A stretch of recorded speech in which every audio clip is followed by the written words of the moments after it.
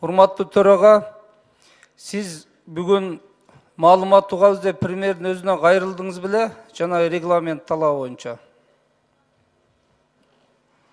Мен кайрылган эмесин, сүйлөштүм, комитет чечти муну. Тийиштүү комитеттен карады кече, маалымат ошол жерден айтылды. Урматтуу кесиптештер, кече комитет карады бул маселени. Төраганын тапшырмасы менен 5 депутат жеринде барып келдик.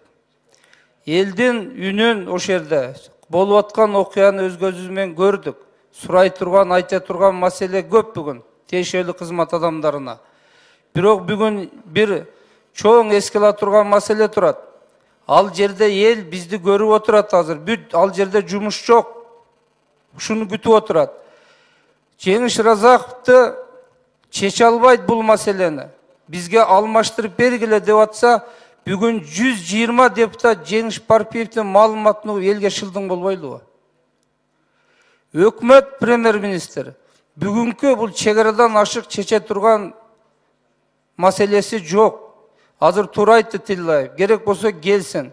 Мына биз азыр токтомго чыгарабыз, кокуй бүтүрүсүн батыраак деген сөздөр бул куру кыял. Ошол токтомдогу маселени өкмөт бүгүн 50-60%-ын чечип бүгүн депутаттарга айтыш керек болчу. Эл угуш керек эле. Сиздер трансформацияга жардам бергиле, же бул нерсени жогорку карап берилсе, бүгүн биз ошого макул болуп токтом токушубуз керек эле. Биз милдеттендиребиз, көнүмүш адат бир ай жоголот. Андай эмес, бир жумадан эчтеке болбойт. Өкмөт келсин, премьер-министр өзү эмне иш аракет кылды чегара боюнча билдирсин, биз токтомду кабыл алалы. Керек болсо кийинки 5-күндө топтолуп бул маселени карасак эч нерсе болбойт. Биз реалдуулукка баралы. Рахмат.